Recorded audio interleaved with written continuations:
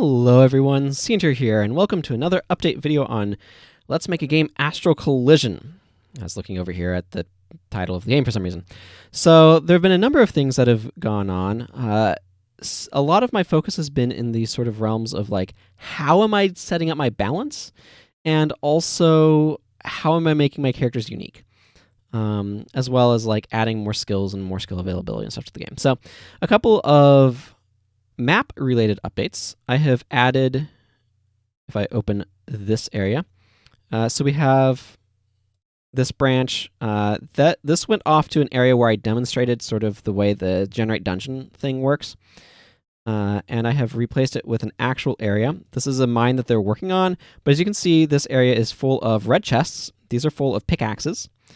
And there's some NPCs here, and a bunch of piles of stuff. These NPCs are basically all talking about, like, we would like to do more mining here, but nobody wants to haul all of this detritus, all of this this broken down rubble up these stairs. Nobody wants to do it. So it's just like accumulated detritus, and they're like, we can't really mine very effectively because we don't have anywhere to put all this stuff.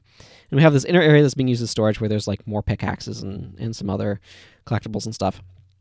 And then if we look at the first floor, and I'll wander around there some, but if we look at this first floor, you can see that there's a couple of areas here. One of them is this abandoned mine. This area is very dangerous, is full of snakes and bats and stuff, but there's a number of treasure chests here, including some green chests. Actually, let me switch to this so you can see these more easily. So there's some green chests, so like this has some treasure in it. I think this is just probably more iron ingots. Yeah, some iron ingots. Some gold. This is one of the 100 to 200 variety, and up here is also is the 201 to 500 variety. There's a pickaxe here. This contains some blast bombs, which are a new consumable added. I'll go over later. These right here all just contain miner's gear, so it's easier if I just show you what that looks like in the editor. And then this has the miner's skill set. So it's a tools skill set. We'll talk about that in a bit. And then over here is just like a new branch that they're working on. Because this one they basically like couldn't find any good veins off of. They just wandered all over the place and like there's nothing good over here. These guys, you can talk to them and they'll be like, I'm being attacked, and you'll be attacked by some really weak enemies, and if you defeat them, you get a bounty slip. So this guy, you get attacked by cave bats. I've got a couple varieties of bats in the game. One of the things that's a bit challenging, I suppose, in terms of enemy diversity, is that I have very limited sprites that I want to use for like this area, for example, because enemies are very heavily flavored to their area. This is all monsters in Kendra. And so if we actually look at the enemy editor, a huge swath of these images, I mean, we've got all these actors ones, which should be renamed, but they're not, and I don't know why. But then like the angel is not a monster. This is not a monster. This kind of is, but it doesn't really fit anywhere thematically in Kendra. And I have another place where I'm going to be putting it. This kind of is almost a monster, but it's also got like this thing on it, right? See this, I don't know what you want to call it. A belt, a buckle, whatever. But that thing doesn't feel as monsterish. So like Chimera totally feels like a monster, but that's got to be a later area monster. This thing is way too serious to be a regular enemy in kind of earlier game areas. I've used the cockatrice. These two are seriously not regular monsters. This does not feel appropriate to the sort of place that Kendra is, nor does this. The dragon does, but again, high-level monster. And I do have an area where I want to put it in the mine. I'm planning on making kind of an upper area where you have a very long staircase that you're going to go up, and have a dragon at the top, and there's some other places where I might put them, but this, again, is not a normal enemy, so therein lies the rub. There's some spots where I might put some dragons as normal enemies, actually. In the south of Kendra, that is all blackened. Earth spirits, these are not normal enemies or these are not like the right gestalt feeling of monster, right? So if I just go through all of these, a lot of these, like this doesn't have the right feel either. This, again, does, but not as a normal enemy. This could. But there's a bunch of things that just don't quite have the right vibe of what I'm looking for. Like, even the imp feels a little too human ish in its proportions and shapes and stuff. I want things that feel like beasts, like just very vicious wild beasts more. And like jellyfish will probably show up along the coast, but they're not on the surface. So anyway, the basic point of all this is that like there are some things that feel appropriately like monsters for this area, and there's a bunch of things that just do not. So rather than go through all this means I have a lot of bats. So cave bats are very weak versus like the giant bat, which is much stronger, and the blood bat, which is significantly stronger and very dangerous. And then like I have forest spiders that I've added. There's also cave spiders. Cave spiders are very weak enemies as well. You might wonder about the Forgotten Spirit enemy, which I was just talking about. This is not like a monster skin, but the abandoned tomb area, like there's not normally a bounty on cave bats or caves, not cave spiders, right? They don't have the bounty tag because they're not worth a bounty. They're seen as fairly trivial enemies to the people, so nobody's put a bounty on them. They're not worth anything. Forgotten Spirits don't belong in Kendra. They belong in the ancient tomb area, the Forgotten Tomb. That is in the Kendra area, but it was not of Kendra, if that makes sense. It's an area that like the Astral Collision kind of focused around. When everything came back together, it like that was kind of the nexus of it in some regards, because it was an area that was split off into its own like 15th area or whatever, but like desolate, and it's just where the tombs of like the progenitors were. And so there's nothing of particular note there, except that's where we start. So this guy wants you to kill some cave spiders, and he also gives you a bounty slip. Again, these are enemies that normally aren't worth bounty slips, so being able to get a bounty slip off of them, off of relatively easy enemies, might be fine. You can just keep fighting groups of spiders here off of this guy or bats off of this guy as much as you want, by the way. But yeah, so I added that. That's a fun little area. If I go back to the world, Sacriton area. This is the area where I could see putting dragons, is like in this burnt out area here. So I've added that, and then I've also added the forest hut area. So this is a map for, if I go back to the world, right here. This little area is this forest hut, and inside is a bunch of stuff. So there's like this dude here, several NPCs here. This is not exactly how things look. This person's going to eventually sell you food, but I need to actually spend some time making some food, which I haven't done yet. Just checking our time. Looks fine. So that's some of the map stuff I've done, but a big focus has been on, like I said, balance stuff and making characters feel unique. So when it comes to making characters feel unique, which actually, let's talk about some of the armors I've added, actually, before I run into that too much. So I think Hunter Skills was sort of the last thing that had been added in here. So we just have a Miner's Cap, which gives you some nice damage reductions. It protects you from striking, fire, and earth damage, which is particularly useful when you're a miner, I assume. The Miner's Coat gives you a little bit of TP regen and some good earth resistance, which is useful. This is a special Gambeson. Miner's Gloves give you a little bit of reduction from physical damage, and they give you a boost to attack, to strength, dexterity, and fire. Miner's Shoes slightly reduce the chance of being paralyzed, which is useful. Lots of things you can inflict paralysis. Miner's Skills give you the Blast Bomb, Lantern Flash, and Miner's Tonic skills. And then there's Healer's Expertise, which gives you a couple additional set of new skills.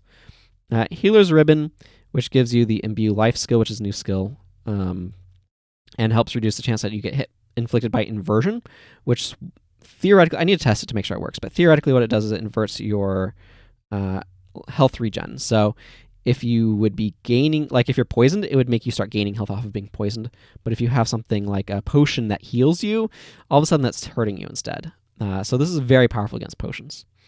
Elementalist skills, it gives you like a higher level set of destruction magic. So Sickening Soil, Slicing Winds, Water Pulse, and Firestorm. Let me tell you, being able to use Sickening Soil against enemies feels real good given how much they spam them against you. I should talk about some of these skills, though. So I've moved some skills around. I've done a lot of skill movement. Just taking stuff out of being character-specific skills to just make them general skills because they're a bit too generic feeling. I really want to have a sense of, like, what is this character about? So I've done a little bit of that. The Knight, I want all the Knight skills, and these are all new skills, you might notice. I want all the Knight skills to take your HP percent into account, where they get stronger at lower HP amounts. That's kind of the direction I want to take with the Knight. We'll see if there's enough design space there, if I can make enough variety of skills to be interesting. Because, like, I don't need 3 copies of Valiant Attack, for example, which is, we'll talk about that one. The Ninja just wants to feel Ninja-y, so I've kind of changed some of the skills around here as well. We'll see how Sneak Attack feels when I get to it. And Sage now has a set of, has the Warrior skill. I've decided to make these affect only the Sage because being able to put them on different people I think was too strong, too versatile, and makes the Sage overpowered. Having to select which set of skills the Sage is gaining access to is, I think, a little bit more interesting. But I also made it so that way they have no specific duration. So it's things like sleeping and dying will make you lose it, but otherwise you don't, which I think will make the Sage a little bit less weirdly tedious to play. And then the Warlock, I've decided that it's going to be things that are like dice rolls. So Draining Dark is still the same as it always was. It has an inherent random element where it's a random stat that it debuffs. This one does damage that's like 1d4 times stuff. This heals for like 3d6 times stuff. So I added a dice roll function into this sucker. If I go up enough, I should find it. It's a very simple function, but it's useful to be aware that I have added it. So how many dice you want to roll and how many sides each die has. And as you can see, it gives a sum, and it's just range 1 to sides. So if it's a d4, it's 1, 2, 3, or 4. Obviously, that's what a d4 is. And it'll just add those up. There's advantages to using a dice roll type of randomness rather than just the full range because it has kind of a bell curve shape to it, which means that you'll get like a number of things clustering up. So like, for example, if you roll 2 d6 dice, that's going to be clustering at on 7. So more of your rolls will add up to 7. So if you like roll a 1 and a 6, you'll get a 7. If you roll a 2 and a 5, you'll get a 7. And like each die has both possible combinations. But so it goes from like 2 to 12, but 2 and 12 both have only one possible way of getting them, whereas the others, like the more you get there, the more they have. So it kind of gives you this like averaging effect, so you don't get as extreme of results as often. So it makes it a more consistent thing. Yeah, the thing just kind of cut out for a moment there, so I'm not quite sure what's going on. But anyway, it makes it more consistent, which is something that I want. So using dice like that kind of gives that result. So a bunch of these others are all going to need modifications. I'm going to need to think about what they're going to be like and all that sort of stuff, how they're going to be playing differently. But that's something that's important to be aware of as I kind of go through some of this stuff. So you'll notice I move Interception over to here, and it'll be just a generic skill that used to be a Knight skill. And there's some other skill that I moved down as well, which I'm sure we'll run across as I kind of go through this. It doesn't really matter too much, but it should be whatever. There's another skill somewhere that I moved up because I got rid of Resurrect because Resurrect doesn't have a reason to exist, and I moved the Wand skill to the location where it actually belongs. So, let's see. Healing Defense has been around. Leader Strike I moved down to that spot where the Wand had been. Inspiring Shout's a really good skill. Blast Bomb throws a mining bomb at target foe that deals. This complicated formula basically linearly scales it between 100 damage and 400 damage based upon your current level. but it can also do 1.8 times that damage if it lands a critical hit. And it does striking damage, which might be very useful. Lantern Flash has a 66% chance of blinding all, and like for each enemy, it has a 66% chance of blinding them, but it's a certain hit, so like they can't dodge it through other means or anything. You can't reflect Lantern Flash, for example. Miner's Tonic restores a bit of MP and can remove a condition, and if it removes a condition, it restores more MP, which makes it a very unique sort of MP restore skill. Vigorous Strike got moved down here. Purge Conditions just cures you of all conditions, but has no other effects, so it doesn't heal you or anything. Warding Light allows you to apply Warding Light. So I've been playing, like I have a bunch of playtesting that I've been doing with a Knight, Ninja, Sage, and Warlock party. And so I've been looking at some of the things that's been, like I've been doing stuff with that. And I discovered that Warding Light is an extremely powerful aura. Not for preventing debuffs, but because it basically makes you immune to critical hits. And that does a lot to mitigate damage that some enemies deal. Because, like, if I go over here, fighting a Bloodbat, when it gets a crit on some of its stuff, it can be really, really painful. Or is it Cave Scorpions? Do they use... I don't know. Like when one of these things blitzes, there's a decent chance it'll get a crit or two in there, and because it has really good dexterity, and dexterity boosts your critical rate. So, becoming immune to critical hits against like them or against dire rats. Dire rats also have really good critting capability. Yeah, you can say they have plus 25% critical rate. So they'll often crit on like a vicious bite or something. It's just like painful. So having immunity to critical hit really reduces the damage that you take dramatically, because it's not just a crit multiplier, it's that they always roll max. So like their hit rate will influence things some, but the fact that they always roll max means that they're going to hit hard when they get crits. So being able to prevent critical hits against you makes that really, really good. And I discovered that because I was trying out several of the scrolls that I'd previously added, which I believe I showed you last week. But as a reminder, there are these scrolls of the different like states, or the different auras, and Scroll of Warding Light. If you are struggling against some of these like harder enemies, pick a bunch of these up and use them, because they will protect you from getting just destroyed by crits. Also, Blast Bomb right here, it just deals 125 damage or can crit for 200. That's what a Blast Bomb is. They're relatively cheap. I'm going to add them as something that you can buy. But this can be useful against some enemies. A number of the more like insect-like enemies are weak to striking damage. Both those guys and the scorpions notably are. So having access to something that deals striking damage like that in the form of a consumable is quite useful. So anyway, Warding Light adds the Warding Light buff. Very useful for reducing damage that you take by getting rid of the ability to be critical hit, which is way more powerful than you think. Healing Light is just a healing spell for a light magic, so it's based off of water and fire.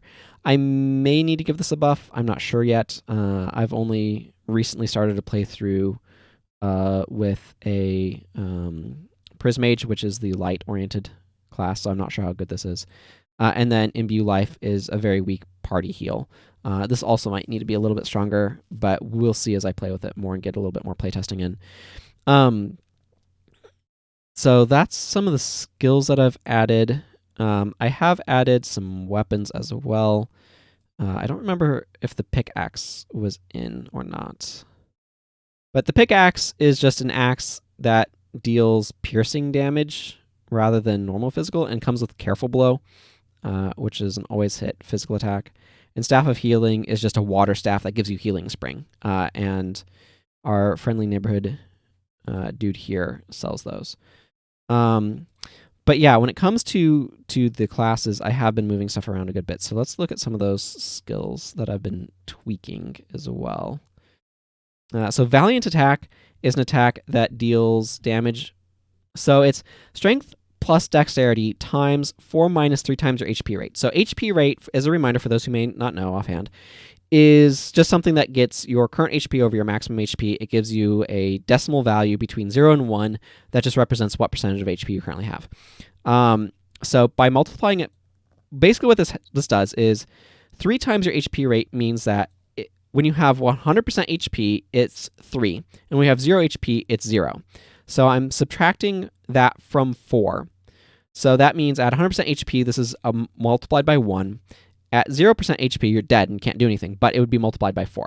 So I'm multiplying this bonus damage by a number between 1 and 4 based upon how much HP you have. So, for example, if you have 50% HP, this becomes 1.5. So this becomes 2.5. So it's 2.5 times your strength plus dexterity is the plus damage that this deals. It also has a fairly low TP cost.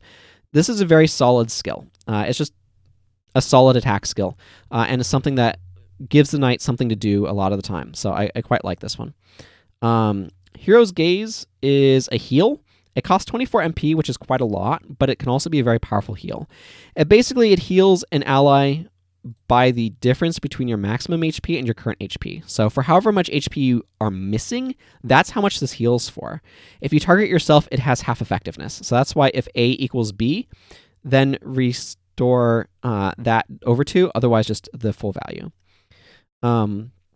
So this is a very powerful heal for the knight to be able to use, but he cannot use it very often because the MP cost is very high relative to his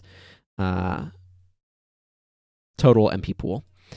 Rallying Cry is a skill I've not really tried to test out yet, or gotten a chance to test out yet, but the basic idea is it heals you by 3 times your current maximum TP, and you gain a stage of dexterity and strength, the duration of which is determined by how low your HP is. So the less HP you have when you activate the skill, not after the heal.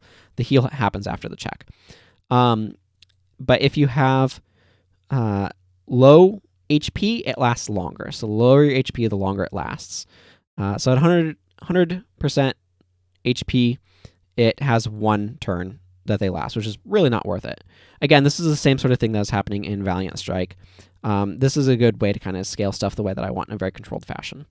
But at like half HP, this is going to be lasting around like 5 turns or whatever. And I might calibrate it. But you gain 2 stages if you are below 50% HP, so it is a stronger duration. And I just calculate the duration first. And then if your HP is less than or equal to 50%, add the buffs for the stats for the duration, and then add the buffs for the stats for the duration, and then this final line is just how much HP you actually get out of this thing. And then I also added Martyr's Grace, which is based off of Flesh of My Flesh from Guild Wars. For those who are familiar, you basically sacrifice half of your current HP to give it to a dead ally to resurrect them, and they also get a quarter of their MP back and some TP. So that's a skill that I have obviously not tested yet either because it's very late, but it was an idea that I had, so I had to add it. There's a bunch of stuff here that needs to get modified because I haven't been playing with them. So 1d4 of Dark is just 1d4 times your water plus earth. I'd originally had this be 2d4 and it was way too strong. The damage values on it were too high. Pretty straightforward skill. This just roll 3d6 and multiply that by your water and heal somebody by that amount. Has a 1 in 6 chance of granting absorption as well. So that one's pretty straightforward for the Warlock. Again, I felt that the Warlock needed a more specific personality with their skills, and that's been just kind of generally true. And From the Shadows is an attack that has a higher chance of inflicting a critical hit, always adds the fear state, and dexterity plus water plus earth for the plus damage. Fairly quick move, and it's unmissing, which is kind of a trait that's been going on here. I don't know where sneak attack is. I'll have to check that one later when I kind of get to it. And then I moved Wand Strike down here. I should add with states. So I don't remember where we left off with Cursed, but it was on a journey. So originally Cursed was supposed to be kind of a reverse vampiric effect, where when you hit somebody, instead of getting healed, you would take damage. So like for reference, Vampiric Aura, right here you get healed for a 20th of your maximum HP whenever you deal damage to somebody in combat. It was basically like this, but taking the high damage roll value that they have and subtracting that. But that wasn't working, and I could not figure out why it wasn't working, but it didn't seem to be doing anything. So I did some investigation, and that's where we get over here. And so this is where, like, I subtract, right? Vampiric is, no, I do right here. So you gain HP equal to the vampiric amount, and if it's negative, you're going to lose HP, right? So up here's where states do the calculation, and it turns out that when the state does the calculation, damage high, which is what I was looking at, is probably 0. If you have had your damage increased by something in a state, it might not be 0, but it's probably 0 because those values aren't calculated until here, until we get to processing weapons or, enemy properties. So that meant that it wasn't doing anything. So then I changed its values to be looking at different things, so that way it would do something.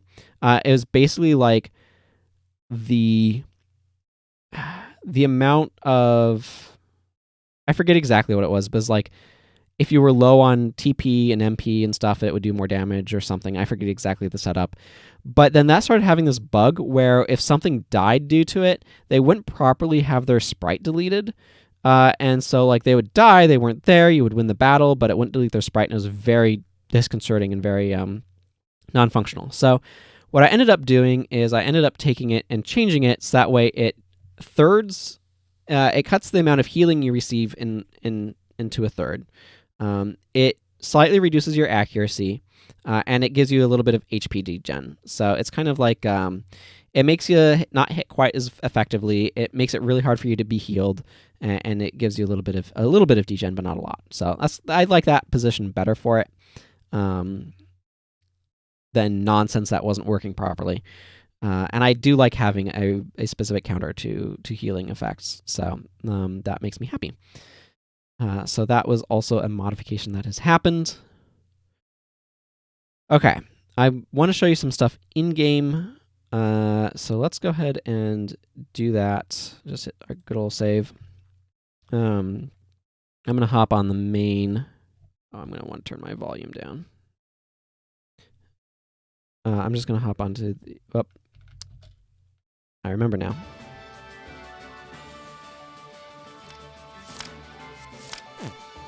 Okay. I had turned those down when I was trying to do other stuff. So this is the main thing. So right here is where the Elementalist skill set is. The story here is that the guy inside here is a healer, but he had been an Elementalist and he threw those skills away just outside his house. When you talk to him, he says hello. He sells a few things. So he sells overpriced healing potions and pots of healing. These are overpriced. And he also sells the Staff of Healing and the Healer's Ribbon, which we have previously discussed. Now, the other thing that he will do is he teaches you... I don't know that I have any characters using it right now. Yeah, he does. So he teaches you this Healer's Expertise, or he gives you this item if you don't have it. Because I have it already, you can't see that dialogue, but it's pretty straightforward. And he will also heal you for free. So if you just ask for healing, he just heals you. And then, let's get the mouse off a little bit further off. This person's here. She's going to eventually sell you food. And these people encourage you to try the cooking. He talks about coming out here to rest. Now, if you remember the map, which you might not, there were more NPCs during the night. So if we rest until night, you'll notice that things look a little different. First of all, this person's here. She's talking about the moon, or moons. So she likes the moons. Those other people are gone. Now it's the lady with the tea, and she talks about how she likes the cooking, but she also enjoys resting. And then there's this guy here instead of Kazdan. When you first talk to him, he'll be like, you can buy stuff from me, but Kazdan's sleeping, so if you want anything else, you're going to have to wait until he wakes up. So indeed, we can rest until morning. And Kazdan's back. So that's what's going on there.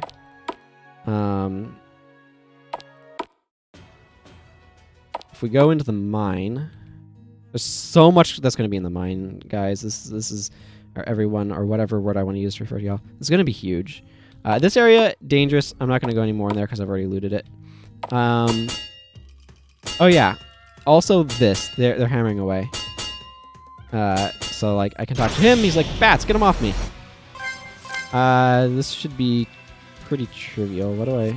Let's just blitz here. It doesn't have the MP for... the TP for blitz. Okay, that's much more reasonable damage range. It's still friggin' good. We're just gonna end some... Oh, okay. So she's just gonna end some bats. She's using the whip right now. Thanks, you've earned it. And he gives you a bounty slip. Yarg! Where'd all these spiders come from? Yo, I'll give you a bounty slip if you kill these things. Yeah, sure, blitz. She has enough wind, I guess. I don't know. Pick a couple of spiders to end.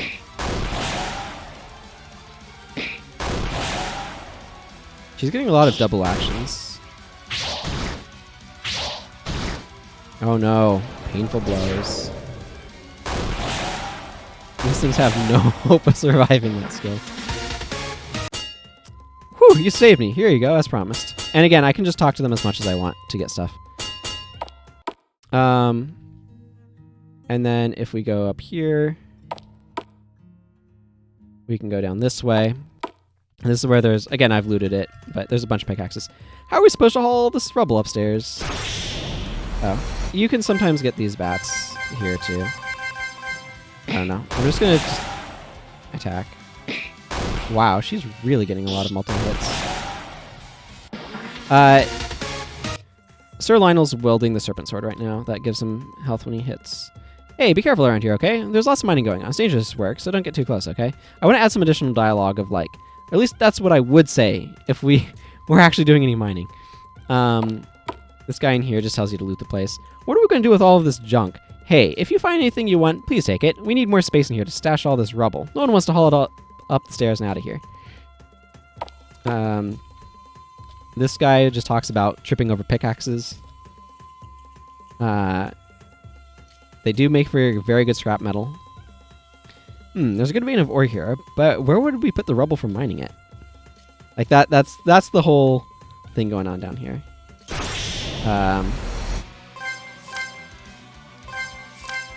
You know what? I'm just gonna guard with everyone else and let her blitz. See what happens. I'm curious.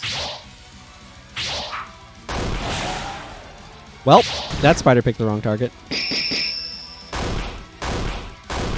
Yeah, she's using the healing staff. Aw, she doesn't get a blitz again. Okay, whatever. I'll just have everybody attack a spider. They'll all die pretty quickly. Boink. Nice. Nice crit there. These are, again, super weak enemies. That's why they don't give you bounties. So yes, that's a lot of that stuff. Okay. There's one more thing, though, that's really important to talk about. Now, I said that I was trying to balance stuff, and one of the other things I need to do is make more enemies. You'll notice I've made the forest spider enemy. If I click over here, click on forest spider. And these guys have some numbers associated with them and some skills that they use, and they're going to use Vicious Bite more often if they have lower HP. Stuff like that. So, they have some unusual numbers, like the max MP of 129. But overall, it's like, how do I figure out how to balance enemies? And some of you may remember, if I go over here, that I did this thing, right? I'm like, this will give me some values that I can work with, some numbers. Boy, that screen is bright. So if I like say, oh, what should a level 12 look like? It's like, I don't know, 240 to 1200 damage roughly. Max HP somewhere between 1200 and 2400. MP somewhere in here. Here's some like basic guidelines for where its strength, for where its various stats should be. Here's some numbers about experience points of like how much experience the player requires at this level in order to level up. And if you wanted to have them level up with 5 kills, this is how much experience you have to give. 50 kills would be this much experience, etc. So I have this whole thing that I set up with a spreadsheet, but I was kind of unsatisfied with this. First of all, I wasn't convinced that this was producing results that I wanted. You may recall that I had these death scorpions that were just obliterating me. I'm like, these guys are probably too strong. So what I ended up doing is I ended up spending a bunch of time writing this thing. This right here is the Astral Collision Enemy Stat Builder. And you can specify all sorts of stuff. You'll notice there's stuff for the damage formula over here. So if I say want 1 strength, I can put it in, and it gives me, here's the thing that you enter into the spot. If I wanted to take some earth, it'd be like strength plus, oh, okay, well that one obviously needs to be fixed.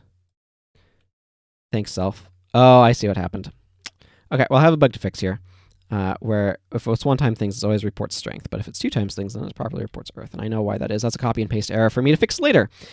But anyway, it gives me some values, and like I can be like, oh, give me 3 times strength and 5 times earth here. And you'll notice that there's numbers down here, and it says relative deadliness, no threat. It says to level 1, this current character should, this current enemy should be no threat. It deals 3 to 8 damage, and its critical hits are for like 16. It's not a particularly threatening enemy. It has 400 HP, which is way above what it should have at level 1.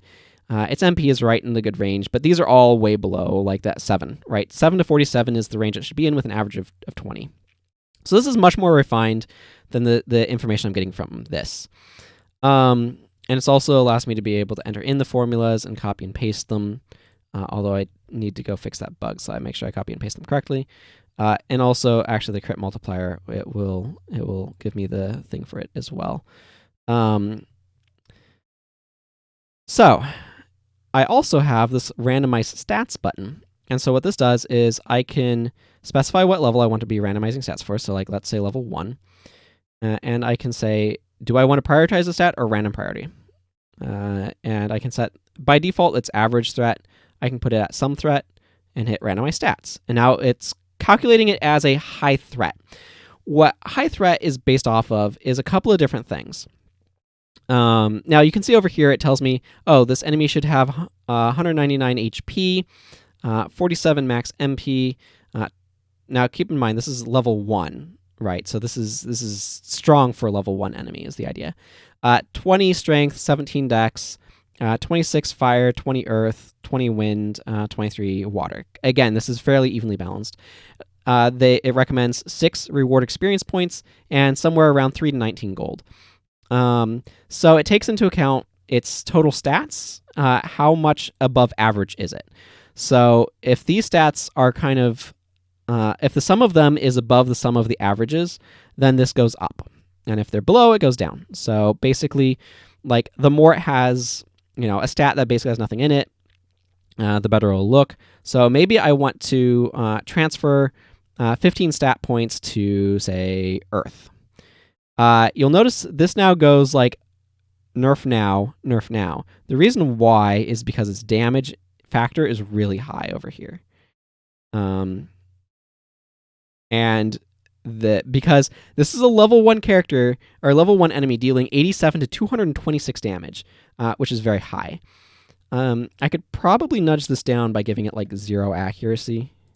Yeah, now it's some threat because it deals 0 to 100 damage. So like this is kind of the maximum end, but its damage factor you can see is like greatly diminished from where it had been. And there's other things that can mess with it. So there's a bunch of different math here. I might want to move some of the numbers a bit. I think this is calibrated to overreact a little bit. It thinks things are a little bit more threatening than they are. But this really, really high earth stat is giving a little bit of conniptions with this damage formula. And you'll notice that this says the minimum damage this deals is 87. It goes to 0 with accuracy. So because I have 0 accuracy, this enemy's range, its real range for damage, is 0 to 226. If I put in like 150 accuracy, you would see that its real range is 87 to 339. And its critical range is based on its accuracy as well. So if it's 0 accuracy, its critical range is 0 to 452. But if I put 150 in, the little dings are just when you hit enter on this. It goes 452 to 678 because the accuracy raises the damage. So that's kind of the damage factor. So there's just different things that are being multiplied together. It has high stats and so on and so forth. Like I said, I think this is a little bit overreactive, but this randomized thing gives me decent results. And I used it to generate the stats for that one spider. I probably put it at like an average threat, favor dexterity, put it at like level 7, and randomized stats, and gave me something like this. So you can see right here, like this random algorithm is like, this dexterity is a bit high, right? This turns red when it's outside the range, it turns blue if it's under the range, and it's green if it's within it. So it has decent amount of HP, decent amount of MP, and its stats are kind of fairly average with some really good dexterity in particular. And I can modify these values. It says this is an average threat. This algorithm for what this does and how this calculates things are not linked in any way. So this is based on a different sort of conception that's probably a little bit better. And then there's this nudge deadliness. So I can say, oh, this thing's more deadly maybe because it has area of effect stuff, or maybe I think it's less deadly than you're reporting, so I want to nudge its deadliness down. So that's just all the nudge does. There's no particular value to that. It's just so I can try to evaluate a little bit if I think, this is maybe a little bit deadlier because it wants to blitz you every turn, or things like that. So there's a lot of time that I put into putting this tool together, and I think it's going to really help me build enemies in the future, because it means that I can be like, what should a level 50 enemy look like? I might not have a good sense for what obviously the stats that we had in there is no threat, right?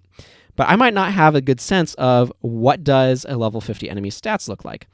Well, maybe they look more like this. Maybe I want to move some of those points to Earth. And I can do something like that, where it's like, this is some threat. It has pretty good damage and all these sorts of things, and a lot of HP. Like, is this appropriate for level 50? I don't actually really know because I haven't playtested there, but this gives me a baseline to work from, and I can modify this as I go. And it gives me, like, this level 50 enemy should be rewarding. Now, this reward experience is based on some math based on threat level. So if I want to get, okay, what's the next threat level downs recommendation? I can go down to average threat, and you can see it goes from 2,772 experience rewarded to 2,310. And if I keep going down, it drops lower and lower until I get to no threat. And it's like, a no threat enemy should still be rewarding 554 experience at this point. And the sort of range for the recommended gold also goes. Now, I don't want enemies to be in the no threat category. But anyway, you get ideas of what this tool is, and it's to help me make enemies, to like figure out what stat blocks should look like, to give me something that should be like approximately appropriate. It's going to need tweaking afterwards, but I can worry about that much later in the game's development cycle after all sorts of other things have happened. So this tool is something that I put together to help me make these stat blocks, to make them quickly, to give me something that should be roughly level appropriate for the level that I want to target, with some information about like what the reward should look like and all that sort of stuff. So that's what this is, and this is a big major thing that I put together.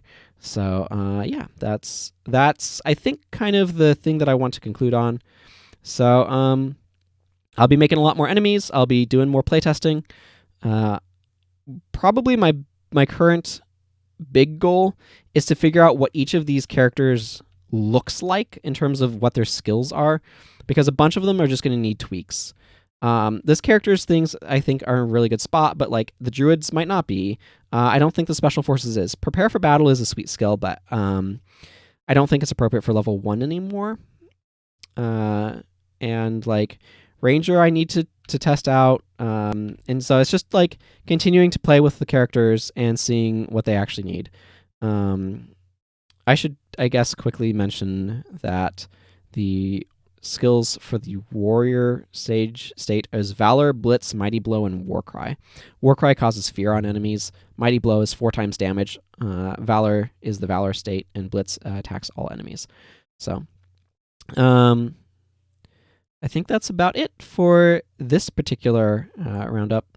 So yeah, like I said, priorities are like adding more areas, more content, more stuff to do. Figuring out the personality of characters in terms of how that should be reflected in their individual skills. What does their mechanical identity look like? Or is there a thematic identity that I'm going off of instead? And I need to make some food. Both literally and figuratively. I'm getting kind of hungry. So until next time, everyone, thank you for watching. Take care, and goodbye.